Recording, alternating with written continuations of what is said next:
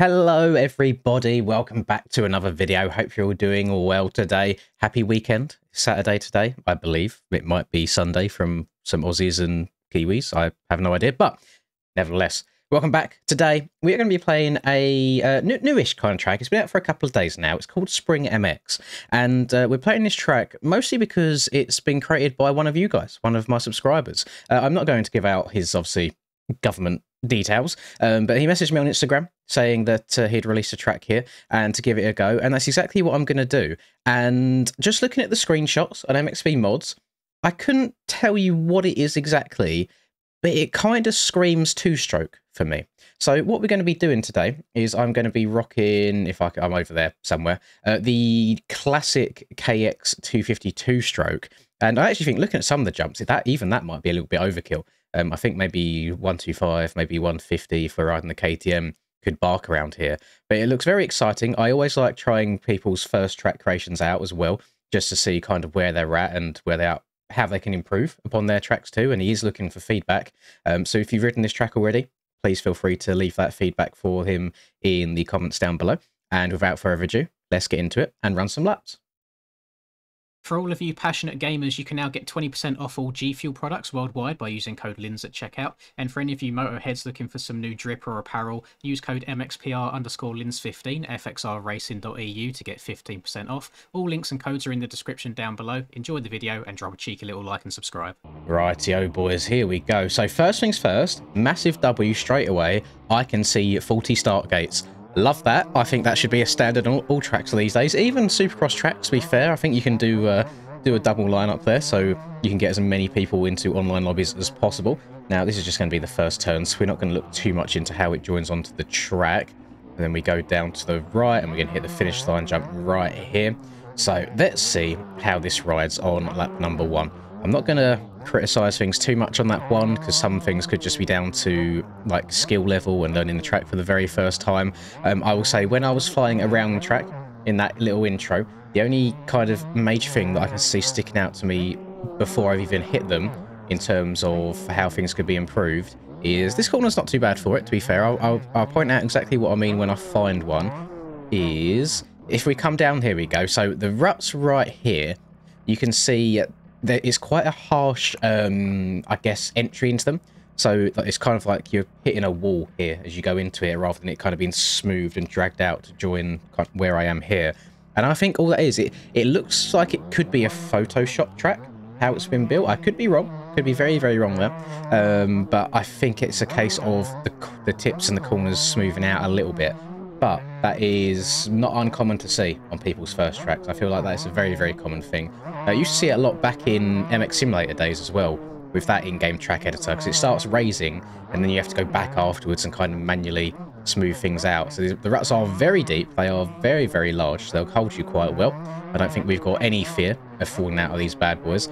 And he does say in the track description that it's a fast but also technical track. There's some bits of the track where you can hold it wide open. There's some bits of the track where you got to slow down, try and pick your way through a little bit more, which we like. We like having a little bit of variety.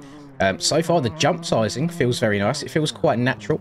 I always say that if I can go around lap 1 of a track and end up downsiding most of the jumps first time without really knowing how big they are, just based on feel alone, then I feel like the track creator's done a good job with just testing and realising how fast people are going in certain sections, how big jumps should be, and if you should kind of take a bit off, make them a bit steeper, make them more mellow. So far, very damn good. I'm also going to be rocking 1.2 erode for this as well. So we'll see how that all plays out. I feel like I reckon you can do some weird kind of like double up and around that corner up there to get a bunch of speed going. And if we're going to be talking about ruts as well on this track, what a day it was yesterday. If you have not yet watched my round 2 live stream at San Francisco, then by all means feel free to pause this at this point and go and watch that and then come back. So I am going to spoil it for you. I did place, drum roll please, so they can pause and click off, and that's enough time. I got second, which I was really, really shocked by, but very happy. Someone said that I'm giving off big, like, old Cooper Webb vibes at the moment, where qualifying just wouldn't be great and then the race goes well. I'm not sure what it is, to be honest. My starts have been they've been good, but somehow because I've not been getting great jumps at all. I'm going into the first corner, probably outside the top 10, but then coming out of the first couple of corners, like top 5 all the time. I mean, yesterday I was swamped off the start. I shut right off, tried tucking in underneath everybody, and then by the end of the second rhythm section, I was in second place. So it's just, I don't know if it's luck. I don't know if it's just trying to be a bit smarter and try and use a bit more race IQ. But whatever's happening, it's working really, really well, and I was really happy. First race running 100 direct lean as well. That was obviously the first time properly changing my direct lean settings in 3 years. So, of course, I was really happy with that also. And I felt like I was closer to the top boys in terms of race pace than usual. But still, I'm still losing kind of like a second or so a lap. So it would be nice to go faster. At the same time, I'm still kind of hesitant to try and step things up too much in the races because I'd like to still remain fairly consistent. Can I... Yeah, I think I'm going to double this. Can go yeah yeet.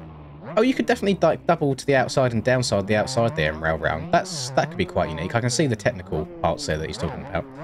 Yeah, I'm still conscious about going too fast in the race for my personal ability and wadding myself. That's not the jump I thought it was. So I'm just really, really happy. I mean, if we go based off the last 2 weeks, at round 1, I qualified 10th. I got, I think, 5th in my heat. I came 3rd in the race. So I don't understand how you get 3rd in the race when you come 5th in a heat and qualify 10th, but that happened. And then last night I qualified 9th. I got 3rd or something like that in my heat. It wasn't amazing. I think it was 3rd. And then 2nd in the race. So I can't ask for more. I really can't. It's been really, really good. We were so close to getting to 1,100 viewers again. I can't believe we got... Well, I think it was like 1,096 was the peak. I can't believe we got over 1,000 again, because usually Anaheim 1 has all the hype and then it dies off pretty damn quickly. But thank you so much, everybody that has been stopping by to those.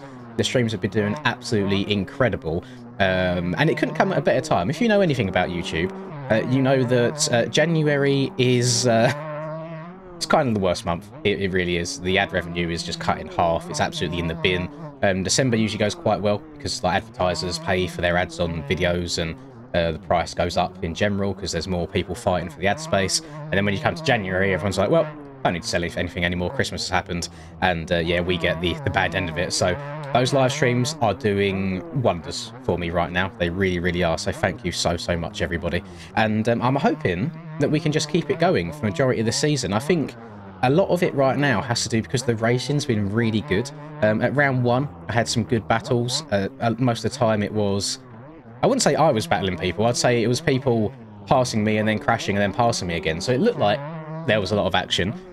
But it was just me being a bit of a roadblock. Yesterday, I felt like such a hazard. So I had both Cam and Adam around me for quite some time during that main event. Before Cam blew by and then pieced off and won by like 15 seconds. He was on fire. But I had a few moments with Adam where Adam was 100% fast, you know, half a second to a second lap faster than me, kept getting right onto the rear end. And I'd just make like one little mistake, like get a little bit sketchy in the whoops, or stand the bike up in a rut where I didn't expect to. And he'd just have to slam on the brakes behind me because he'd run into the back of me. And I feel so bad. But at the same time, I'm like, okay, it's my position, so you do need to find a way around me. But then at the same time, I'm like, I'm just holding people up here. I'm such a roadblock. But consistency is king, I guess. I somehow managed to stay in second. To really put into perspective, time-wise, where I'm at, I only had the 7th quickest lap in the main event.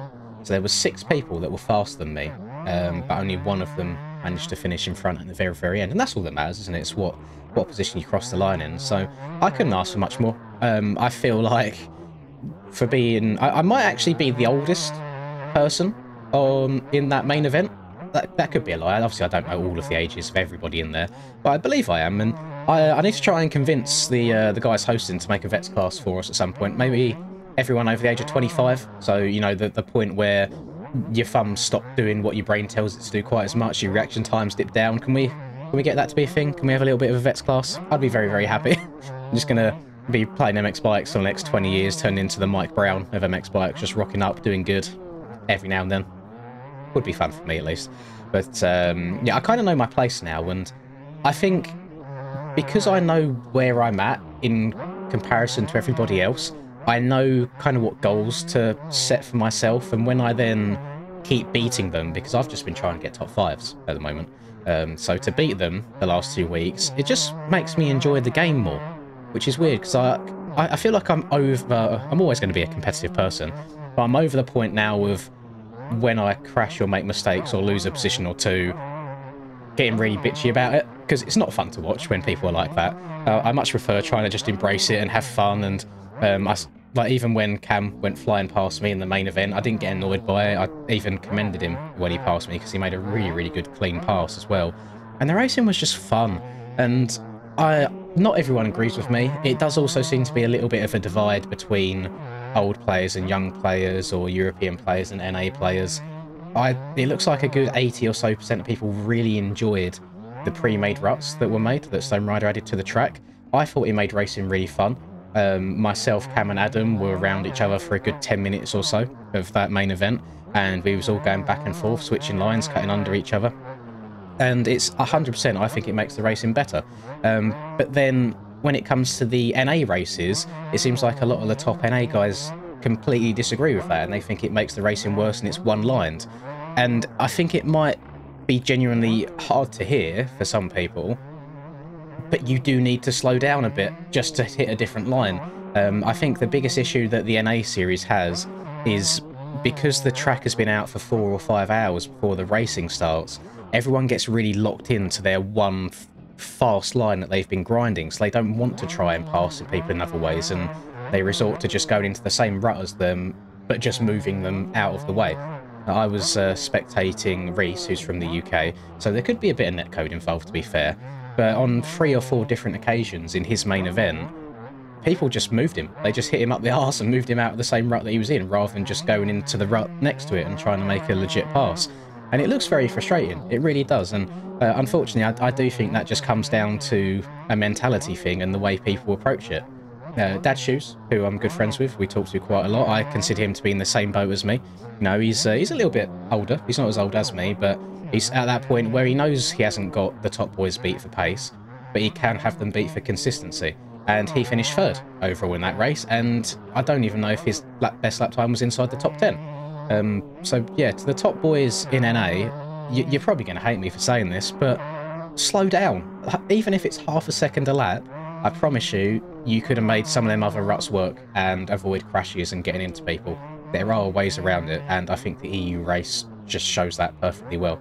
It could just be a case of when you're practicing the track or during qualifying, don't just get locked into that one line and then expect to hit that same line lap in and lap out throughout the entirety of the main. Move about, experiment a little bit, and you might even find something else that works, especially when the erode kicks in on top of the pre-made ruts, and some of the ruts get a little bit deep.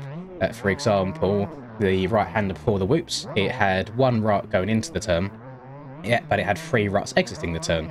Now, all the top boys were just railing all the way around the outside the entire time. What happened is that rut got a little bit cupped out, and it made you kind of jump into the whoops rather than being able to skim through them. Whereas if they just checked up for less than 1/10 of a second and cut down into the middle rut or the inside rut, it was then completely smooth, untouched, and you get a better run through the whoop section. So I'm not trying to target people. I'm not trying to essentially say skill issue, get good. I'm just saying open your minds a bit. Feel free to experience the track that has been made for you, and you'll see that the racing can be a lot better. It was just an observation that I've made. It's weird how people from different ages or different areas of the world view the racing differently and want different things out of the racing.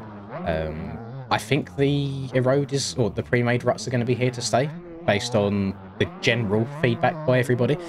We shall see. I think it might be toned down maybe a little bit in terms of rut size, but I was happy with it. I thought it was good fun racing. Helps a lot for lappers moving out of the way as well. They have a different line choice rather than sitting in the main line the whole time, and really happy. Good round. 10 minutes waffling about a race that happened yesterday. I apologise. This track, it's not something that is going to absolutely blow your socks off by any means, but it is a good, solid, well-built, especially for a first track. I think there's some really nice rhythms through here. I've been jumping through these rollers, for example. Gets a little bit techie in some parts, but you know, there's different line choices. There's a few insides and outsides that you can mess about with as well. The only two things really that I can see that might need changing is a little bit more greenery around the track. Maybe you can see there's a few trees on the hill there and over, but just something so you can't see like the edges of the map, so it doesn't feel as much like a game. It feels a little bit more immersive where you can't see the edges of the map. And then it was just what I said at the beginning, really, about the start and the end of the ruts, trying to smooth them out a little bit so it's not such a harsh transition. But even like the 3D grass that he's got off here looks good. The on-track textures, I think, look really nice. And then I'm running 1.2 road. I'm on lap 8 now, so I've not run a crazy amount of laps, but it seems to be eroding fairly nicely. I'm sure with a couple of other people in here as well, you could probably get some quite decent ruts forming also. So I think it's a really good job, especially for a first track. And I always like seeing subscribers of mine making their very first tracks. It feels a bit more personal, you know, it's a bit more of a connection than when it's people that you don't know or just come out of the blue and upload things. So very, very well done, sir. Thank you for letting me know as well via Instagram message that this was out. And I'm glad that I've definitely given it a go. And hopefully this has given you a little bit of motivation as well to keep going and just keep trying to improve. I think you've got a really solid foundation here, and it's just kind of like them little finishing touches I think that needs changing. If this is a track that's fully like custom, just like not based on anything else either, I feel like you've got a pretty decent knack for how tracks should flow and link together and jump sizing. The jumps themselves feel really good. Like the takeoffs don't feel too sharp. The jump, like the spacing, so between takeoff and landing, feels very natural. So I'd give yourself a round of applause, sir. You've done a good job, in my opinion, at least. So yeah, I think that'll do it from me. I hope that feedback is okay for you, and hopefully the guys watching can also leave a little bit of feedback in the comments below for you as well. And I think that'll probably do it for me today, boys. It's been a little bit of a story time today, I guess, a little bit of a waffle, but again, don't take that as me trying to like come for anybody, like attack anyone or start crying. That's just an observation that I've made. It's people work in different ways. I feel like I get that now at this point. I'm just trying to kind of express my side, or what can be done by people to get a little bit more enjoyment out of the racing as well. So yeah, if you like this video, as always, please do drop a like and subscribe to the channel if you're new. It is always very, very much appreciated. And have a wonderful rest of the day, wherever you're up to. I'll catch you all in the next video. Peace. I'm working hard, I'm sacrificing my life, I'm sacrificing my mind, I'm sacrificing my sanity, but most importantly, I'm sacrificing my time. Boy, I feel fine, I feel like I am a king. Honestly, I can't complain, even with faith that's the size of a grain of some salt, I will still move a mountain and do what I want.